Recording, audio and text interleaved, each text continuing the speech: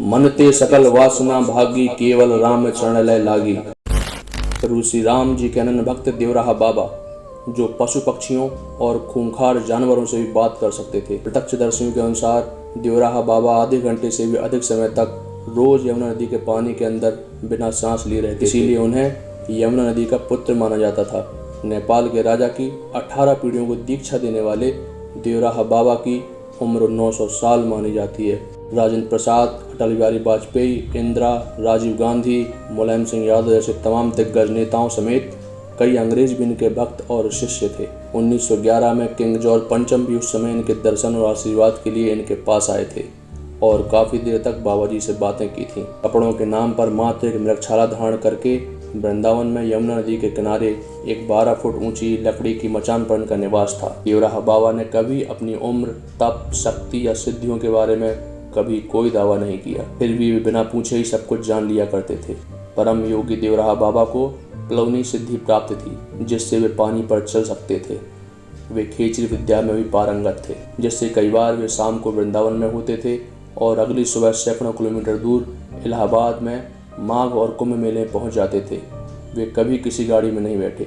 परम योगी महर्षि देवराहा बाबा के चमत्कार तो बहुत हैं, मगर मैं सिर्फ 3 एग्जाम्पल दे रहा हूं, जिससे आप उनके बारे में थोड़ा जान सकेंगे।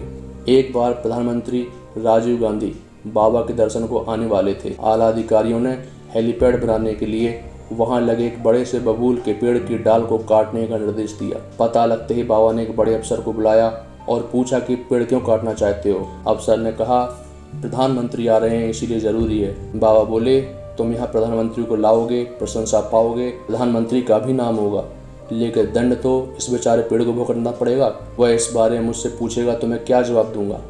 नहीं, ये पेड़ नहीं काटा जाएगा। ये पेड़ होगा तुम्हारे लिए, मगर मेरा तो सुख दुख का साथी है, घंटों मुझसे बतियाता रहता है। ये पेड़ नहीं काटा जाएगा। अब तो अफसर भी परेशान की करें तो क्या करें। बाबा ने कहा, बच्चों घबराओ मत, प्रधानमंत्री का कार्यक्रम टल जाएगा।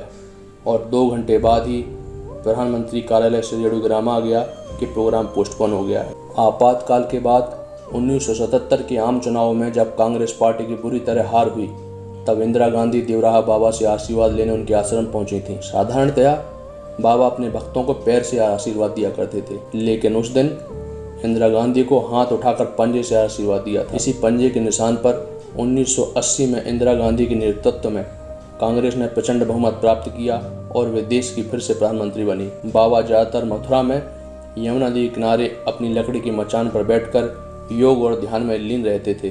वे गौ सेवा को बहुत महत्व देते थे, साथ ही ज़रूरतमंदों की सेवा और भगवान की भक्ति में लीन रहने को हमेशा कहा करते थे। उन्होंने कई सालों तक हिमालय में भी तपस्या की थी। हमारे देश के पहले राष्ट्रपति माननीय राजेंद्र प्रसाद खुद ये बात बताया करते थे कि जब वे अपने पिताजी के साथ वो अपने बचपन में बाबा जी के दर्शन को जाया करते थे, तब भी वे उतने ही उम्रदराज थे जितने कि वे उनके राष्ट्रपति बनने के बाद दिखाई देते थे। बाबा जी अपने शिष्यों को बताते थे कि यदि योग द्वारा प्राण को ब्रह्म कपाल में स्थिर कर लिया जाए तो नाड़ी और सांस बंद हो जाती है और उम्र बढ़ना बंद हो जाती है। देवराहा बाबा कड़ाके की सर्दी और गर्मी में भी मात्र मृगछाला ही धारण करते थे और चंद्रनाड़ी, सूर्य नाड़ी को एक्टिवेट करके सभी मौसम आराम से झेल लिया करते थे। ऐसा उन्होंने ही बताया था। कई महीनों पहले अपने शरीर को छोड़ देने की बात बोलकर उन्होंने नियत समय और तिथि पर 19 जून 1990 को योगिनी एकादशी के दिन शरीर त्याग दिया, मगर इसके बाद भी उन्होंने कई चमत्कार किए, ऐसा उनके शिष्यों का मानना है। भारत देश के ऐसे सच्चे संत की जानकारी आपको कैसी लगी, कमेंट में लिखकर जरूर बताएं। जय हिंद, जय भारत।